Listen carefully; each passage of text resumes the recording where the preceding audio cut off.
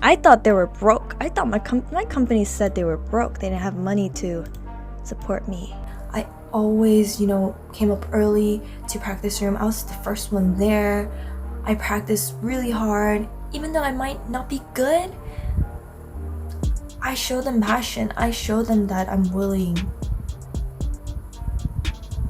and I'm ambitious. But it was because they're preparing for hers. And they even raised a Kickstarter for her. I didn't even get a showcase for my debut.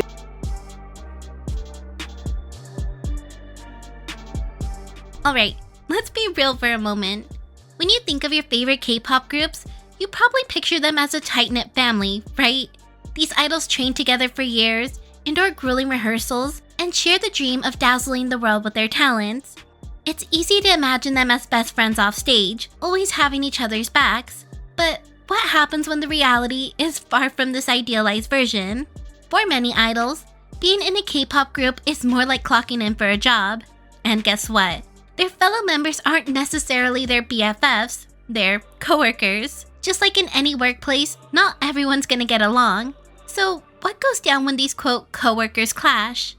Hi everyone, and welcome back to Midnight Theories, and if you're new here, welcome to Midnight Theories. Today, we're rewinding to 2018 to revisit one of the messiest disbandments in K-pop history. Buckle up, because we're diving into the fiery fallout of Cocosori. Was jealousy the culprit behind their downfall? Or was it the company's blatant favoritism that tore the two apart? So, stay tuned as we unravel the drama and find out. The quirky concept is what many non-K-pop fans envision K-pop to be. It's wacky, playful, eclectic, and utterly bizarre, all in the best way possible. Orange Caramel popularized this concept with their tooth-achingly sweet candy culture aesthetic in 2010, cementing their name as one of the biggest groups of their generation. So, when these three eccentric beauties took their final bow, fans were eager to welcome in a new, super quirky group to fill in that orange caramel-shaped void in our hearts, and Mole Entertainment was ready to take that plunge. Cocosori stormed onto the scene in early 2016 with Dark Circle, a zany, fast-paced trot-style song semi-reminiscent of Orange Caramel's early work. The song follows the story of the members whose sleepless nights over a guy's endless mixed signals are causing dark circles around their eyes. I guess love isn't just blind, it's also pretty bad for your skincare routine. So the music video is just as bold and enjoyable as the melody, featuring one of the beefiest broccoli men you've ever seen. I'm gonna be honest, I was confused at first as why some random broccoli guy was the star of the music video, but turns out, broccoli is actually pretty great for dark circles. Who knew? So if you have some serious dark circles and you come across one muscle-bound broccoli guy, here's my advice. You probably want to take him home with you.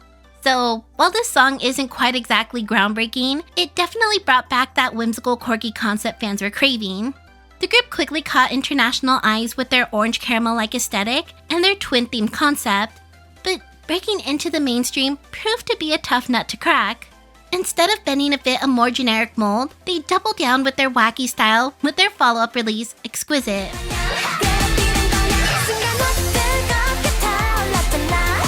This comeback is like a roller coaster ride for your senses. Starting in with the first 20 seconds, it's like this ultra cutesy hyper-pop sound, paired with vibrant candy-colored costumes and sets. But wait for it, just when you think this is gonna be another Orange Caramel dupe, they unexpectedly try to mix in some metal instrumentals, seemingly aiming for a baby metal twist but missing the mark by a mile. Despite their bold attempts, neither song climbed the charts, prompting the duo to take a breather and rethink their next move. So in the meantime, they dabbled in acting. In 2017, both members appeared in the Idol Master Korea, a K-drama based on the popular video game series. Sori played a fictional version of herself and even joined the Real Girls Project, an idol group formed for the drama. Koko, on the other hand, didn't make the final cut for the group, but did snag a small role as a broadcast MC. So when Sori was busy with her new acting gig, Koko ventured into solo music, debuting with Wishy Washy, a fun, breezy song that perfectly captures the feeling of spring fever. Surprisingly though, Koko doesn't even appear in her own music video. Instead, it stars a popular child model, which is kind of an unexpected choice. The music video is very chill and stripped down from the duo's usual over-the-top sets, with the great outdoors serving as a simple backdrop. The duo spent the rest of the year hustling for some screen time by auditioning for the year's two biggest competition shows, Mix 9 and The Unit. Sadly, Koko's audition didn't quite go as planned. Her audition didn't even get a single second of airtime. But Koko, being the trooper she is, just dusted herself off, took it as a learning experience, and vowed to come back stronger.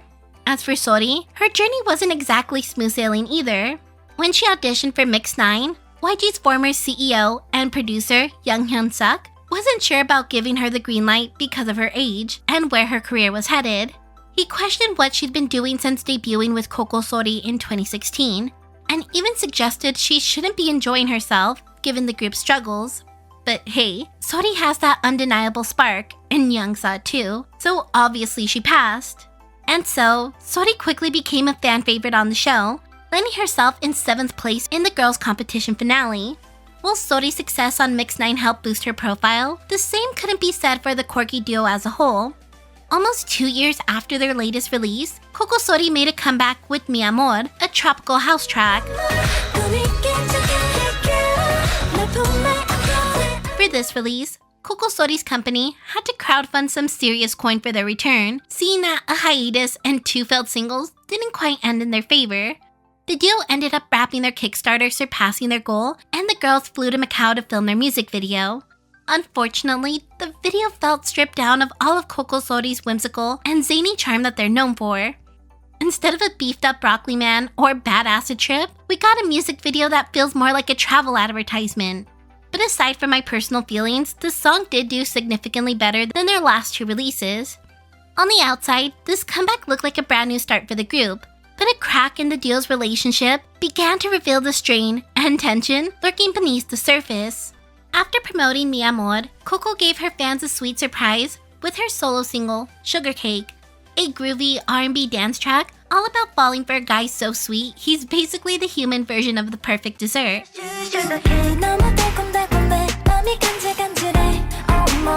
On the other side, hot on her heels, Sori dropped her own solo debut with Touch, a bright, cheerful tune that marked a new chapter for her as a solo artist, ditching the duo's cutesy style for something more bold and grown up. Both tracks were a far cry from Cocosori's signature bubbly childlike concepts. Coco's Sugar Cake had a laid-back indie vibe, while Sori's Touch leaned into a more mature and sexy theme. And you know what? That shift actually worked.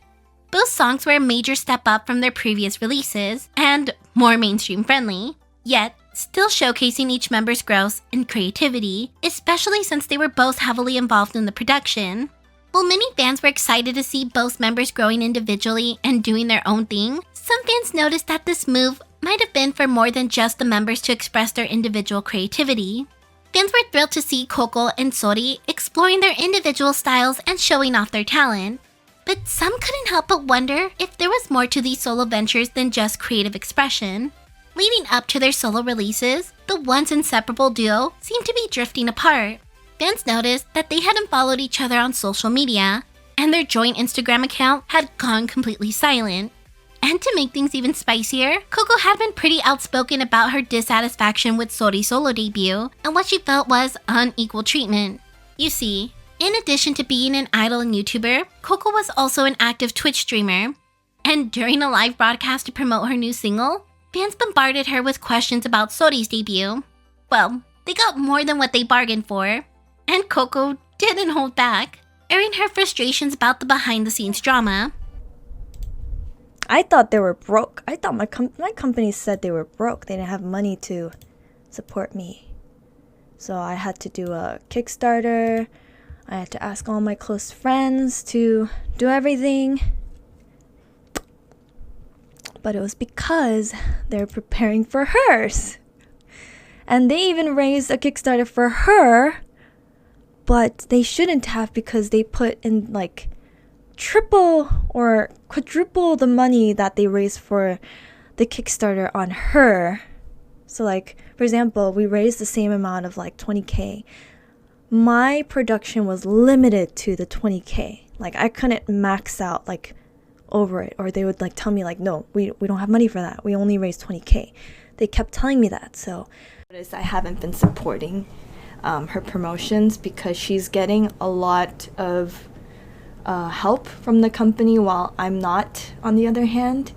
You could really tell that I could be seen as getting a lot more freedom by, going on stream for you guys, editing and releasing all my YouTube videos. I have full control over my YouTube, but it could be seen in a good way, like a freedom, but it's actually because her YouTube channel is all made, edited, uploaded, taken care of by the company, and I don't know. So that's the reason why I haven't really been talking about her. It's because I can't really fake being okay.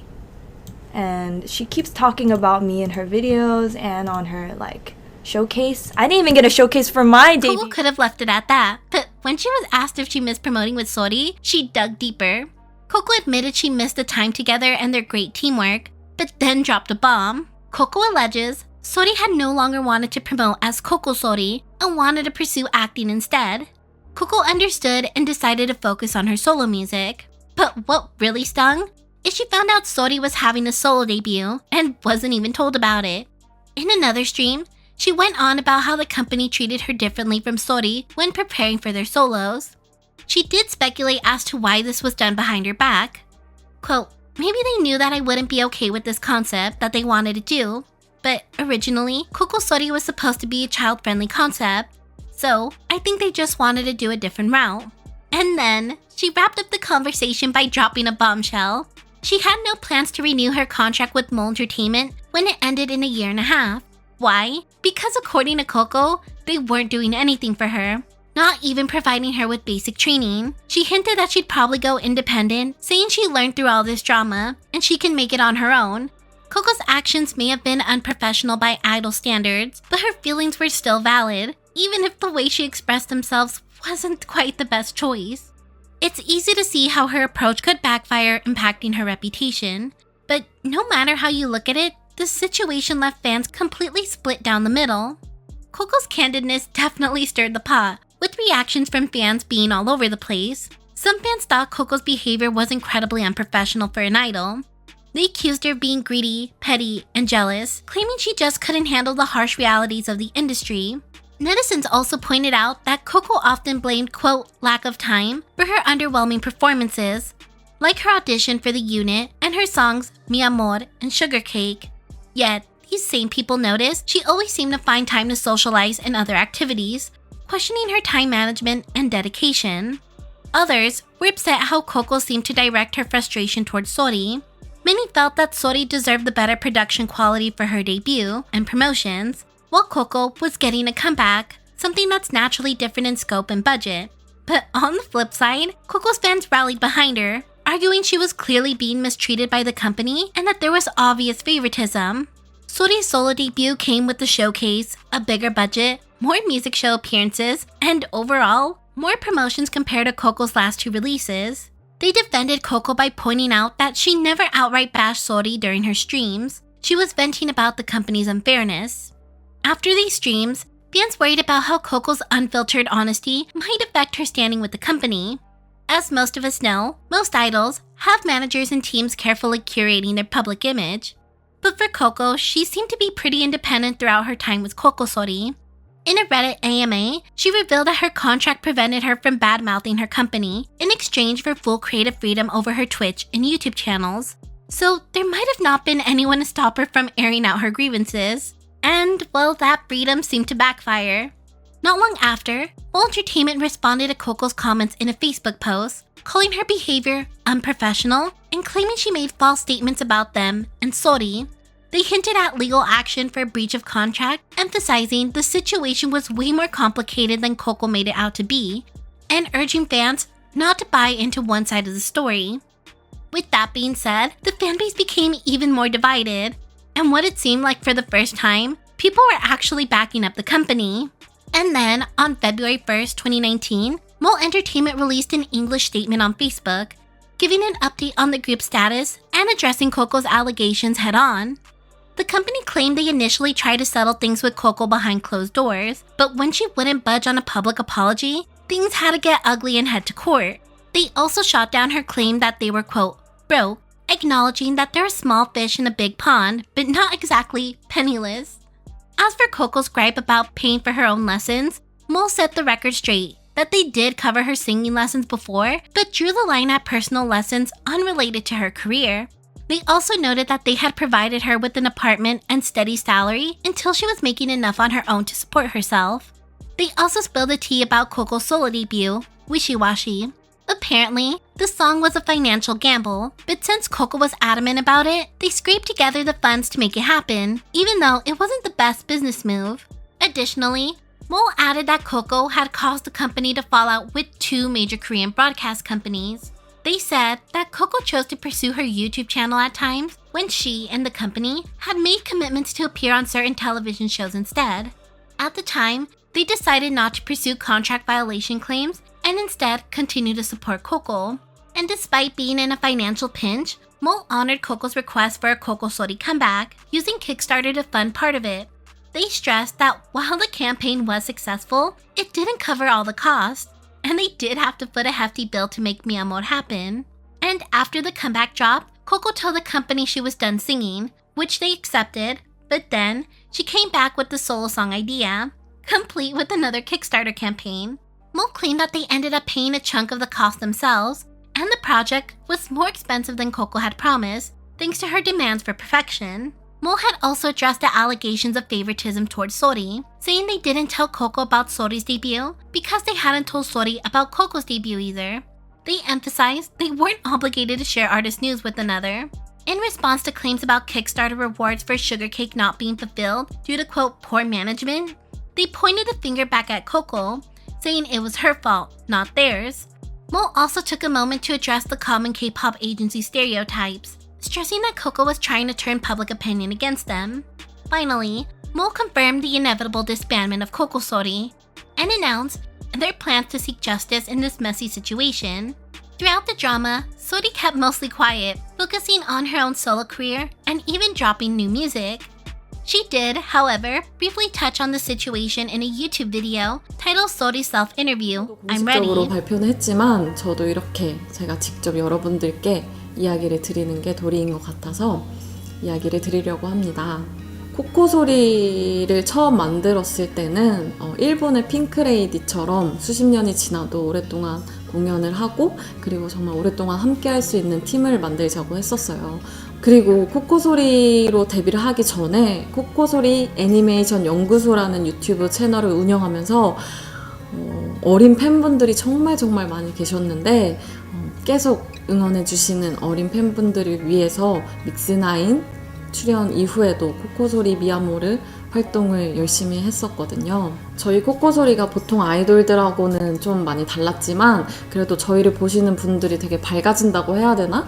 뭔가 코코소리 하면서 이렇게 재미있는 활동을 계속 할 수 있으면 좋았겠지만 지금은 코코소리로 더 이상 인사를 드릴 수 없는 게 저도 아쉬운 마음도 있고 그리고 무엇보다 팬분들에게 죄송한 마음이 가장 Sori expressed her sadness about the disbandment, thanking all of her fans for the support of the group. While she wouldn't be promoting as a part of Cocosori anymore, she promised exciting new content and activities were on the horizon. As the drama simmered down, Sori made a grand return with her third single, I'm Not Alone. The track is a dramatic and beautiful showcase of her artistry. Meanwhile, Koko was keeping low things on social media for most of the year. But on November 20th, 2019, she broke her silence with the YouTube video, revealing the outcome of the lawsuit. The case has been dismissed and I've successfully ended my contract with my ex-company. So it's now really time for me to move on. I no longer have any bad feelings towards my ex-agency or my former teammate. And I truly wish them the best. And I hope you guys will also wish everyone the same as well. I just want to thank everyone again for still supporting me and believing in me. Because of you guys, I was able to endure this hard time. Gone was her usual bubbly demeanor. She looked genuinely downcast. The vibe was definitely heavy and you could almost feel the weight of the situation. The only real spark of the emotion came when she discussed her upcoming music and new journey. So, post-drama, Sori chose a quieter life. I mean, I would too if I had to go through all that. she retired from the music scene after her single Initial S and took on a part-time barista gig, but she still keeps in touch with her fans through vlogs and Instagram posts, sharing snippets of her new life. Koko, on the other hand, released one final single called Lately and continues to thrive as a social media personality, keeping the content flowing and staying connected with her audience. As the curtains fall on the Cocosori saga, it's clear that both Koko and Sori have embarked on entirely different paths, each navigating the aftermath in their own way. From the highs of debuting together to the lows of legal battle and disbandment, their journey has been anything but ordinary. It kinda makes you wonder, what really went down behind the scenes? Could things have turned out differently if communication had been better? And how do you feel about the choices they made? Do you think Sori and Koko found the closure they needed? Or is there way more to the story that we may never know? At the end of the day, it's hard to blame one person for speaking their mind and the other for seizing the opportunity in front of them. It's kind of a shame to see such promising talent take separate paths, but hey, here's to hoping that both Sori and Koko are in better places, pursuing what they love and finding happiness on their own terms. If you like these type of videos, recommend which group or topic I should cover next. And as always, thank you for watching and enjoy your stay.